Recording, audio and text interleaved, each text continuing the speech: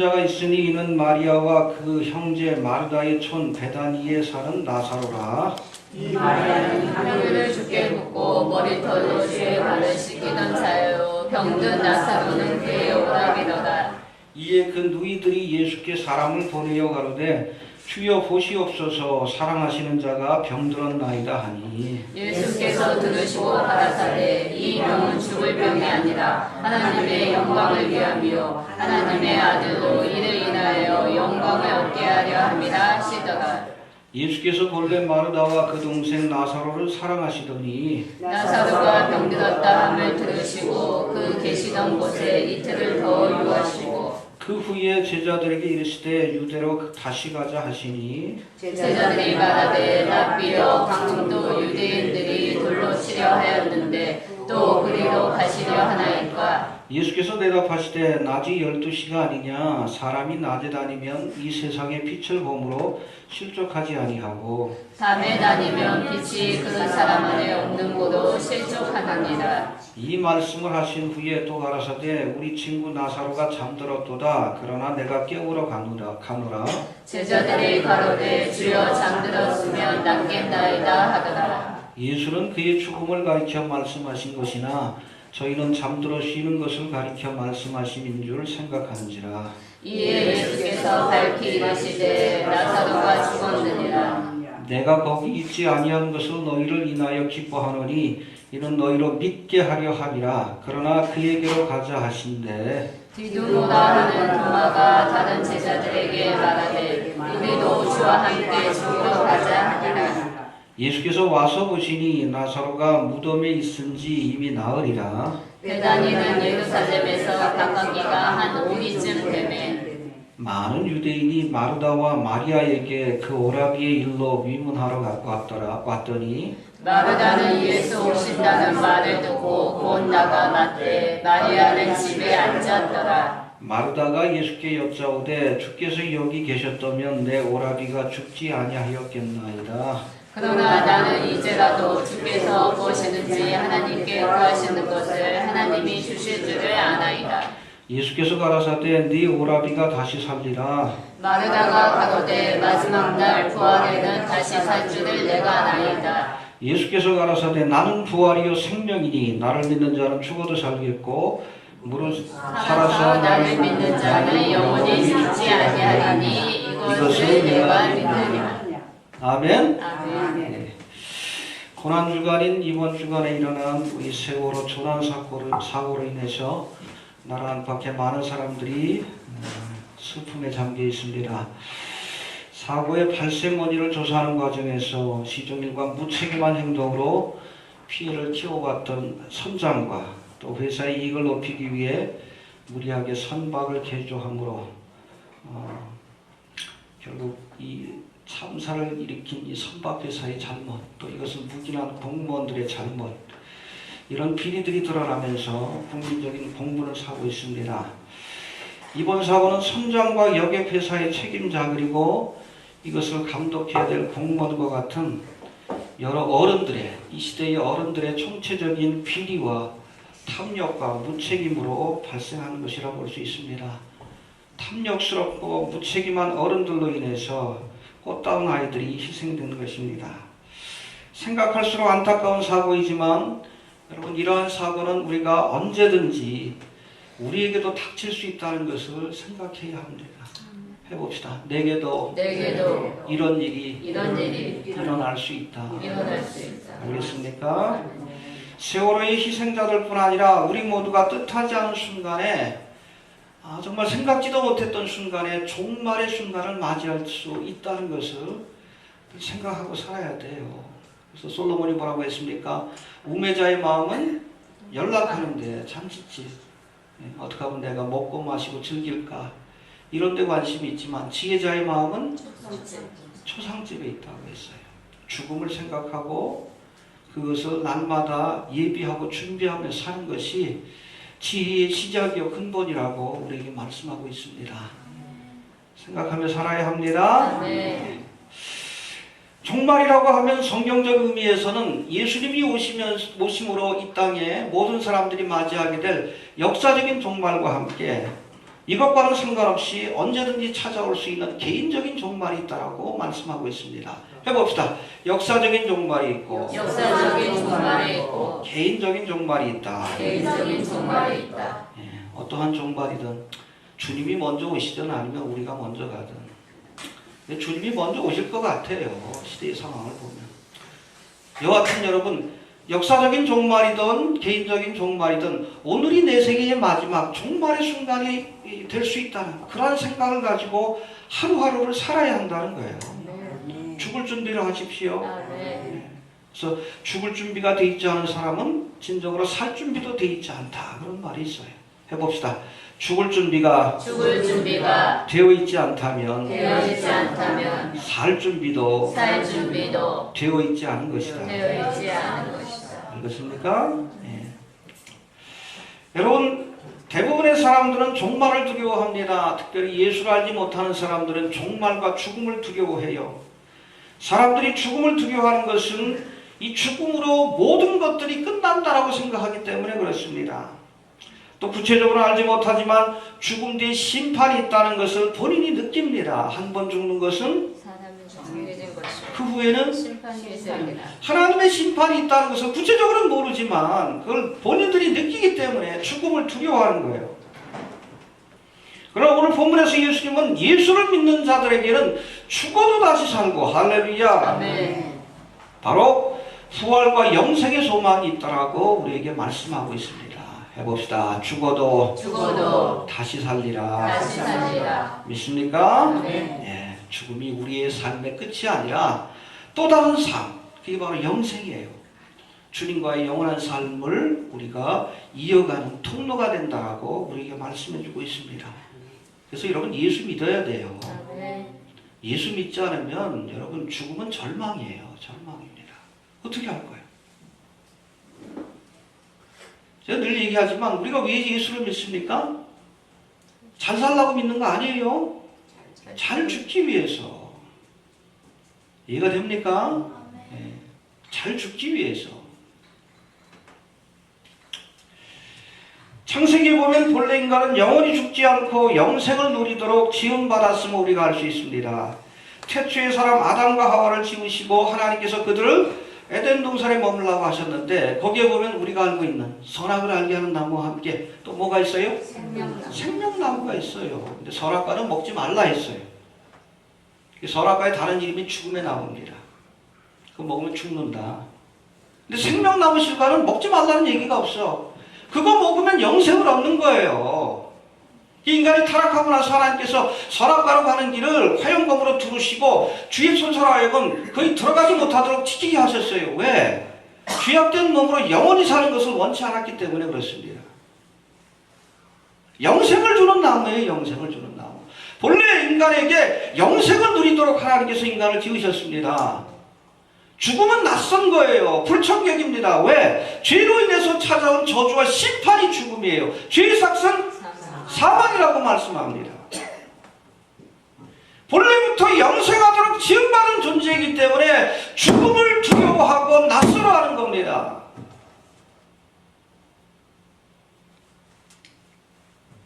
여러분 죄로 인해서 찾아온 죽음이기 때문에 우리가 이 죄의 문제를 해결하지 않으면 영생을 얻을 수가 없어요. 단순하죠? 선 오브 갓에서 얘기하듯이 예수님이 혁명가로 온 게 아니에요. 바로 이 죽음의 문제를 해결하기 위해서 십자가에서 죽기 위해서 온 거예요. 해프닝이 아니에요. 십자가는 우연한 사고가 아니라 예수님이 실수로 돌아가신 것이 아니라 처음부터 십자가를 지기 위해서 오셨어요. 보라 세상죄를 지고 가는 하나님의 어린 양이로다. 공생의 첫 순간부터 세리요한이 뭐라고 합니까? 저분은 우리의 죄를 지고 십자가를 지기 위해서 오셨다라고 생각하고 있어요. 바로 죄의 문제를 해결하기 위해서 오신 겁니다. 왜? 이걸 해결해야 우리가 영생을 얻을 수 있기 때문에 그래요. 여러분 2000년 전 예수님이 바로 이 죄의 문제를 해결하기 위해 오셨고 십자가 위에서 대속의 사역을 완성하셨습니다. 테텔레스타이. 다 이루었다. 할렐루야. 믿기만 하면 돼. 그 대속의 은혜를 믿기만 하면 누구든지 죄사함을 받고 영생을 얻는 하나님의 자녀가 된다라고 약속했잖아요. 믿을 수 있게 되길 바랍니다. 그럴 때 죽음이 절망이 아니라 소망이 되는 거예요. 그래서 예수 믿는 사람은 죽을 때도 찬송 부르잖아. 우리 김한란 박사도 평생 그냥 교육교에 몸담다가 처녀의 몸으로 죽었는데, 죽었을 때 돌아가실 때 그랬다 그러잖아요. 유언했다 그러잖아. 나 저거 하거든 장송곡 부르지 말고 잔치를 하라고. 신랑 만나러 가는데, 그렇죠? 평생 수절하다가 신랑 대신 예수님 만나러 가는데 왜 우냐고. 정말 잔치처럼 버렸대요. 잔치처럼 혼인 예식처럼 그렇게 장례식을 치렀대요. 그 영생과 부활의 소망이 있기 때문에 그래요. 할렐루야. 예수 믿는 사람들은 죽음 앞에서 절망하면 안 돼요. 오히려 기뻐할 수 있어야 합니다. 여러분, 오늘 본문은 십자가를 지시기 얼마 전에 있었던 이 부활의 사건, 부활의 표적입니다. 바로 죽은 지 나흘이나 된 나사로를 살리신 사건입니다. 할렐루야. 이 죽은 지 나흘이나 된 나사로를 살리신 이 사건은 요한복음에 소개된 7가지 표적들, 우리가 몇 가지 살펴봤죠? 혼인잔치 표적으로부터 시작을 해가지고 소경의 눈을 뜨게 하고 여러 가지 표적들이 있는데, 마지막 표적이자 가장 중요한 표적입니다. 바로 부활의 표적이에요. 할렐루야. 예. 이 표적을 행하시기 전에 뭐라고 합니까? 내가 곧 부활이요 생명이니 나를 믿는 자는 죽어도 살겠고 무릇 살아서 나를 믿는 자는 영원히 죽지 아니하리라. 예수님의 부활의 권능이 어떤 것인가를 우리에게 보여준 가장 중요한 표적이에요. 부활의 표적입니다. 왜 이런 표적을 보여주셨습니까? 너희도 주를 믿고 의지하면 마지막 때에 나사로처럼 다시 부활할 것이다. 할렐루야. 아멘. 믿음을 주시기 위해서 이런 부활의 표적을 보여주신 거예요. 아무튼 우리가 오늘과 또 오늘 부활절인데 또 다음 시간에 이어서 바로 이 부활의 표적 사건을 살펴보면서 부활에 대한 믿음을 새롭게 할 수 있는 시간을 좀 갖도록 하겠습니다. 네. 구체적으로 우리 본문을 살펴봅니다. 첫 번째 우리 3절 한번 봅시다. 3절 11장 3절 시작. 이에 그 누이들이 예수께 사람을 보내어 가로되 주여 오시옵소서 사랑하시는 자가 병들었나이다 하니. 희한하죠. 예수님이 사랑하는 자에게 질병이 왔고 죽음이 찾아왔다라고 했습니다. 알겠습니까? 잘 기억할 필요가 있어요. 해봅시다. 사랑하는 자에게도 고통이 찾아온다. 고통이 찾아온다. 알겠습니까? 예수 믿는 사람들도 병 걸릴 수 있고 죽을 수 있습니다. 그걸 이상하게 여기면 안 돼. 성경을 보면 나사로와 그의 누이 마르다와 마리아는 예수님과 아주 특별한 사이였던 것을 우리가 알 수 있습니다. 공생의 기간 동안 예수님이 예루살렘을 찾으실 때면 이 베다니, 저들이 살고 있는 이 베다니가 예루살렘에서 한 2.5km, 한 3km 정도 된다고 얘기를 합니다. 그런 거리예요. 그래서 예수님께서 예루살렘 오실 때면 예루살렘에서 머무신 것이 아니라 일부러 그쪽에서 일 보시고 베다니까지 나와서 이 마르다와 마리아의 집에 머물 만큼 각별한 사이였습니다. 또 이 나사로의 누이 가운데 하나인 마리아는 이 고난주간의 기간 동안 특별히 옥합을 깨트려서 예수의 발에 향유를 부어드림으로 할렐루야 300데나리온이라 되는 귀한 옥합을 깨트려 예수의 발에 붓고 그 머리털로 닦았어요. 눈물을 흘리며. 가론유다는 왜 허비하느냐. 가난한 사람들한테 나눠주지. 예수님이 뭐라고 했습니까? 내 장사하는 것, 십자가의 고난을 예비했다. 할렐루야. 또 오늘 본문 3절에서도 이 나사로를 향해서 예수님이 사랑하는 자, 예수님이 사랑하신 자라고 특별히 언급할 만큼 예수님이 애정을 가지셨던 가정이요 사랑했던 이들인 것을 우리가 알 수 있습니다. 그런데 이렇듯 예수님이 특별한 사랑을 베푸셨던 이 나사로가 또 그의 가정에 큰 고난이 찾아왔다라고 오늘 성경은 말씀합니다. 지금까지 가장 역할을 했던 이 마르다와 마리아, 부모가 일찍 떠나신 것 같아요. 그러니까 이 나사로가 그 집안의 가장 역할을 했어요. 그랬던 이 나사로가 갑자기 병이 들어서 이제 죽게 되었다라고 오늘 성경은 말씀합니다. 여러분, 믿는 자의 삶 속에서도 예수님이 사랑하는 자의 삶 속에서도 고난이 찾아옵니다. 예. 여러분, 우리가 축복복음 혹은 번영신학을 전파하는 이들이 예수를 믿기만 하면 만사형통하고 모든 일이 잘 되고 축복받을 것이다. 그렇게 가르치지만 성경은 우리에게 그렇게 말하지 않습니다. 믿는 자의 삶에도 고난이 있다라고 말씀합니다. 해봅시다. 믿는 자의 삶에도 고난이 찾아온다. 예수님이 사랑했던 이 나사로에게도 고난이 있었어요. 왼쪽도 원인을 알 수 없는 고난으로 인해서 고통을 겪어야 했습니다. 믿는 자의 삶 속에서도 고난이 있고, 오히려 우리 욥기를 보면 하나님을 믿기 때문에 더 큰 고난을 겪을 수도 있다는 겁니다.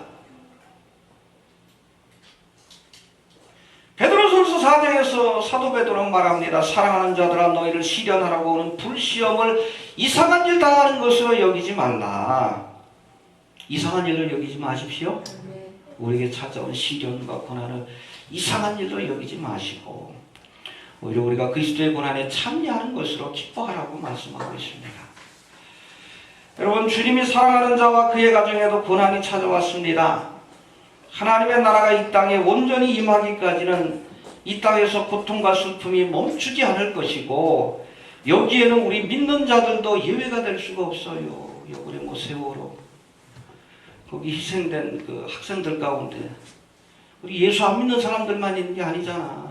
예수 믿는 학생들도 많이 있대요. 우리 교단에서도 이 안산 지역에 있는 교회에 그 가운데도 그 학생들 가운데 한 11명이 실종자예요. 의성결교 교단에서. 예외가 될 수 없는 거예요. 예외가 될 수 없는 겁니다.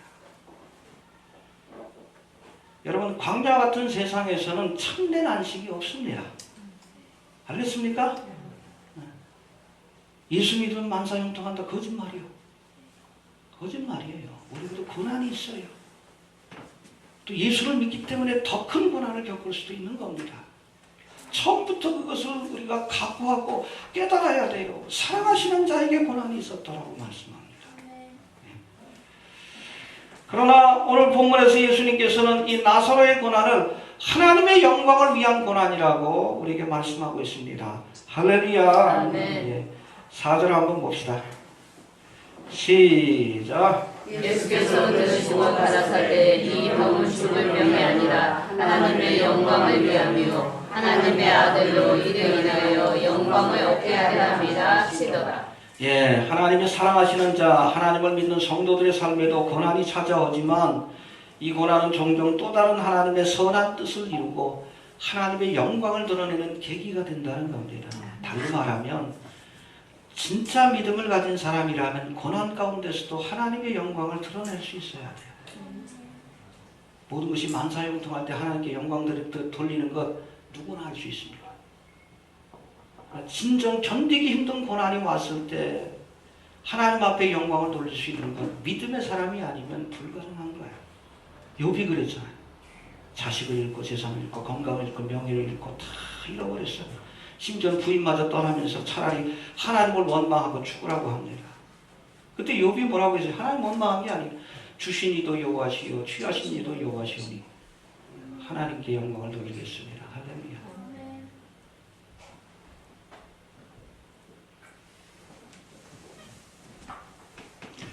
마르다와 마리아가 보낸 사람들로부터 나사로가 병들었다는 소식을 들은 예수님은 이 병은 죽을 병이 아니라 하나님의 영광을 위한 병이라고 말씀하고 계십니다.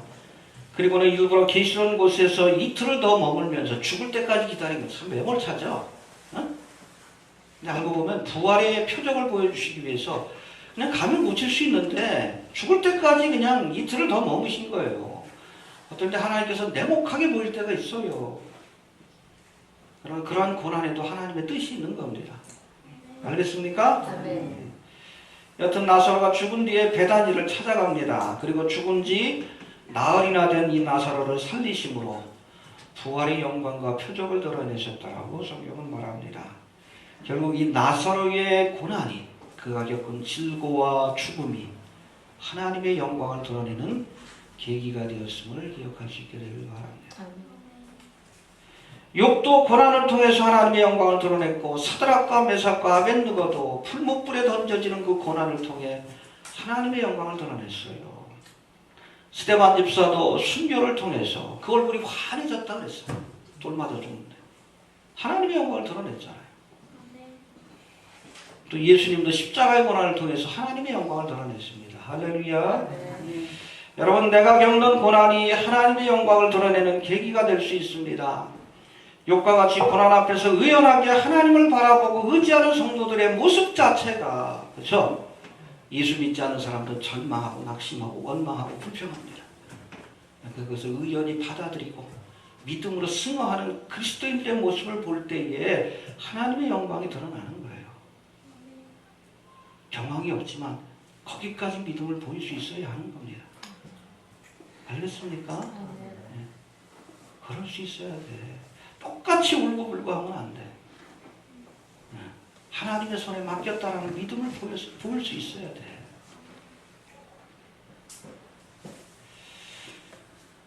진실한 하나님의 사람들이라면 평안할 때뿐 아니라 핍박과 고난을 통해서도 심지어 죽음을 통해서도 하나님의 영광을 드러낼 수 있어야 합니다. 제 블로그에 그 글을 좀 올려놨더니 참 비난하는 글들이 많아요. 특별히 예수 믿는 사람들 가운데서도 어떻게 냉혹하다는 거죠.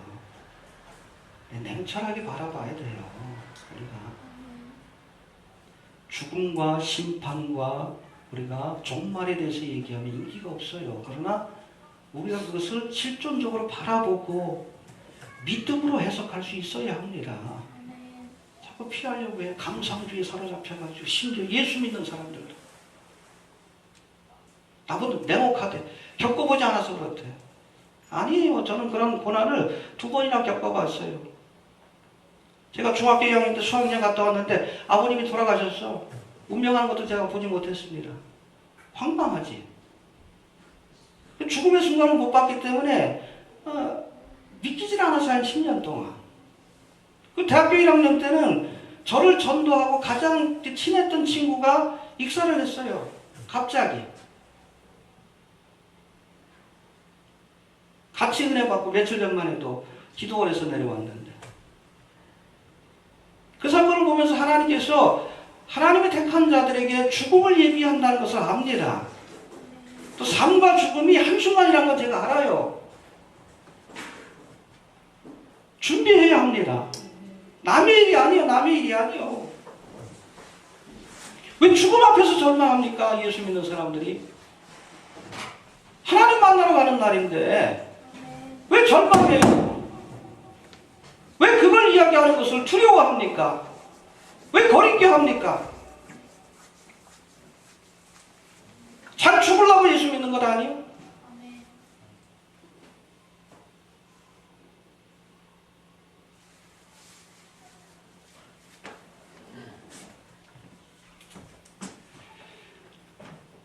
어떻게 보면 하나님의 경고일 수 있어요. 뜻하지 않은구나. 이 땅에 여러분 환난과 심판이 찾아옵니다. 7년대 환난. 무엇을 상상하든 견디기 힘든 고난이 찾아올 거예요. 너희도 회개치 않으면 이와 같이 멸망할 것이다 라고 하나님이 말씀하고 계시는 것을 들을 수 있어야 돼요. 알겠습니까? 듣고 준비해야 된다는 거예요. 준비하자는 겁니다. 응? 죽을 준비하자는 거예요. 죽을 준비.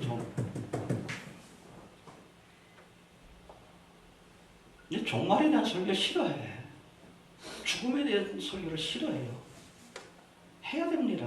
뭘 해야 돼, 목사가? 교회가 뭘 가르쳐야 돼요? 죽어도 사는 부활의 소망이 있다는 걸 가르쳐야지. 이게 끝이 아니라는 걸 가르쳐야지. 그걸 믿음으로 보여줘야지. 똑같이 절망하고 울고불고 난리치고 감상주의에 사로잡혀가지고 그게 믿는 사람들이 할 일이요. 의연하게 대처하는 모습을 통해서. 알겠습니까? 믿음을 보여줘야 되는 거예요. 믿음을. 어떤 사람은 밤 12시 넘어가지고 전화를 해가지고 협박하는 친구도 있어요. 글 내리라고.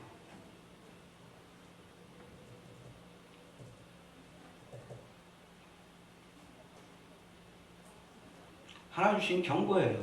들을 수 있어야 합니다. 언제든지 종말의 순간이 찾아올 수 있다는 것을 하나님께서 경고하고 계시는 거예요. 우리 자신을 좀 돌아봅시다. 아멘. 마지막으로 오늘 본문을 통해서 우리는 마르다와 마리아가 가진 믿음의 한계를 우리가 발견하게 됩니다. 나름대로 예수님을 열심히 믿었지만 오라버니의 죽음 앞에, 이 사건 앞에 저들의 믿음의 한계가 있음을 우리에게 보여주고 있어요. 오라비 나사로가 중병에 걸리자 이 마르다와 마리아는 급히 예수님께 사람을 보내 와달라는 부탁을 합니다. 할렐루야. 환난 날에 나를 부르라. 주님을 찾는 믿음이 있었어요. 그것도 귀합니다. 그러나 예수님은 오시지 않고 병에 걸린 오라비 나사로가 죽게 되자 뒤늦게 찾아온 예수님을 만나서 원망의 말을 쏟아놓는 것을 우리가 알게 됩니다. 그리고 이 말 속에서 우리는 저들이 가진 믿음의 한계를 발견하게 돼요. 우리 한번 찾아봅시다. 21절 한번 봅시다. 21절 시작. 마르다가 예수께 여쭤오되 주께서 여기 계셨다면 내 오라비가 죽지 않았겠나이다. 그렇죠. 왜 이제 왔냐. 원망하죠. 그 동생인 마리아도 똑같은 말을 합니다. 31절, 32절 봅시다. 시작. 마리아가 예수 계신 곳에 와서 보이고 그 발 앞에 엎드려 가로되 주께서 여기 계셨다면 내 오라비가 죽지 아니하였겠나이다 하더라. 예, 두 자매가 마치 짠 것처럼 똑같이 얘기를 합니다. 여기 계셨다면 왜 이제 왔냐는 거예요. 죽기 전에 오시지. 이게 저들의 믿음의 한계예요. 알겠습니까? 먼저 이 마르다와 마리아는 예수님이 병든 나사로를 고칠 수 있는 것을 믿었어요. 그렇죠? 그러나 죽은 나사로를 살릴 수 있다는 것은 믿지 못했어요. 이해가 되십니까? 믿음의 한계예요. 예수님을 병자를 고치는 능력이 있다는 것을 믿었지만 예수님께서 죽은 자를 살릴 수 있는 권세와 능력이 있다는 것을 믿지 못했어요. 이 믿음의 한계입니다. 주께서 여기 계셨다면, 즉 나사로가 죽기 전에 예수님이 오셨다면 저를 고칠 수 있었을 것이다 라는 고백이에요. 이제 나사로가 죽어버렸으니 예수님이 오신들 무슨 소용이 있느냐 하는 원망의 말입니다. 예수님이 병든 자뿐 아니라 죽은 자를 살릴 권세와 능력이 있다는 것은 믿지 못했다는 거예요. 믿어야 합니다. 네. 주님은 여러분 병든 자를 일으킬 뿐 아니라 죽은 자를 살릴 수 있는 창조의 능력, 부활의 능력을 가지신 분임을 우리가 믿을 수 있게 되길 바랍니다. 네. 그래서 우리가 주님 앞에 나올 때는 믿음을 갖고 나와야 돼. 그 믿음의 한계대로 역사하는 거예요. 알겠습니까? 네. 마가복음 9장에도 보면 예수님께서 변화산상에 올라가셨는데 베드로와 야고보와 요한인가요? 세 명을 데리고 올라가셨는데 그 밑에 귀신 들린 아들을 데리고 온 그 아비가 남아있는 그 9명의 제자한테 이 아들을 좀 고쳐달라고, 귀신을 내어 쫓아달라고. 이게 못해. 근데 마침 예수님께서 그때 내려오십니다. 그러니까 답답한 마음에 예수님 앞에 도움을 요청하면서 뭐라고 합니까? 무엇을 하실 수 있거든 우리를 불쌍히 여기사 고쳐주옵소서. 해봅시다. 하실 수 있거든. 하실 수 있거든. 예수님 앞에 나오긴 나왔지만 믿음을 갖고 나온 게 아니에요. 그러니까 예수님 뭐라고 합니까? 할 수 있거든이 무슨 말이냐? 믿는 자에게 능치 못할 일이 없느니라. 내 능력에 문제가 있는 것이 아니라 너의 믿음에 문제가 있다는 거예요. 해봅시다. 주님의 능력에 문제가 있는 것이 아니라 우리의 믿음에 문제가 있는 것이다. 믿음대로 될지어다. 알겠습니까? 예. 병든 자를 살리실 뿐 아니라 죽은 자를 살릴 수 있는, 병든 자를 고칠 뿐 아니라 죽은 자를 살릴 수 있는 부활의 권능이 예수님께 있음을 우리가 믿을 수 있게 되길 바랍니다. 두 번째, 이 마르다와 마리아의 믿음은 앞으로 부활할 것은 믿었지만 지금 부활의 역사가 나타날 것은 믿지 못했어요. 마르다의 고백 가운데 그런 말이 나옵니다. 우리 23절 24절 한번 봅시다. 시작. 예수께서 가라사대 내 오라비가 다시 살리라. 마르다가 가로되 마지막 날 부활에는 다시 살 줄을 내가 아나이다. 예, 그렇죠. 이 마르다가 예수님 앞에 나서 원망합니다. 주께서 여기 계셨으면, 그렇죠. 죽기 전에 계셨다면 오라비가 죽지 않겠나이다. 그러니까 답답하니까 예수님 뭐라고 해요? 네 오라비가 살아나리라. 살려주겠다는 거예요. 엉뚱한 대답을 합니다. 마지막 날에 들은 얘기는 있어서 마지막 부활의 날에 다시 살 줄 믿습니다. 그러니까 막연한 미래에 일어날 사건에 대한 믿음은 있었지만 오늘 이 시간 부활의 권능과 역사가 나타난다는 믿음을 갖지 못했어요. 해봅시다. 앞으로 일어날 기적은 믿었지만 지금 일어날 기적은 믿지 못했다. 이게 한계예요. 저들의 믿음이 한계입니다. 여러분, 우리의 믿음이 과거에 머물러 있었어도 안 되고 막연한 미래에 머물러 있었어도 안 됩니다. 하나님이 역사하시면 지금 이 시간 하나님의 능력과 기적이 나타날 줄로 그렇게 믿으시길 바랍니다. 아멘. 그 믿음 아니에요. 믿는 것 같지만 앞으로 일어나겠죠. 특별히 여러분 이 종말에 관한 이야기를 설교 같은 것도 할 때 보면 목사님들도 뭐 예수님의 재림에 대해서 믿어요. 그러나 막연한 미래에 일어날 사건인 줄로 그렇게 생각을 해요. 오늘 이 시간 종말의 사건이 일어날 수 있다는 것을 몰라요. 시대의 표적을 보면서도 믿는다고 그래. 예수님의 재림도 믿고 종말도 믿고 7년 대환란도 믿고. 근데 막연한 미래에 일어날 줄로 그렇게 생각을 해요. 오늘 바로 그 사건, 종말의 사건이 일어날 줄로 그렇게 믿지 못합니다. 그 진실한 믿음이라고 할 수가 없어요. 많은 표적들을 보여주시는데 어제도 뭐 7.5인가? 7점인가? 멕시코. 그럼 최근에 한 1, 2주 동안 지진이 일어난 거 보세요. 여기에서 6점 몇, 7점 몇 전 세계가 지금 흔들리고 있습니다. 옐로우스톤도 지금 융기되어 있다 그러고. 뭔가가 일어나고 있어요. 저 멘틀 밑에, 지구 지각 밑에. 대지진의 전조라는 얘기를 합니다. 7년 대환란을 예비하고 있어요. 하나님 주신 경고입니다. 알겠습니까? 전쟁, 지진, 기근, 온역. 종말의 징조를 알려주시고 있잖아요. 우리가 그런 걸 볼 때, 아, 종말의 사건이 지금 일어날 수 있다. 믿어야 합니다. 막연한 미래에. 그건 믿음이 아니에요. 알겠습니까? 네.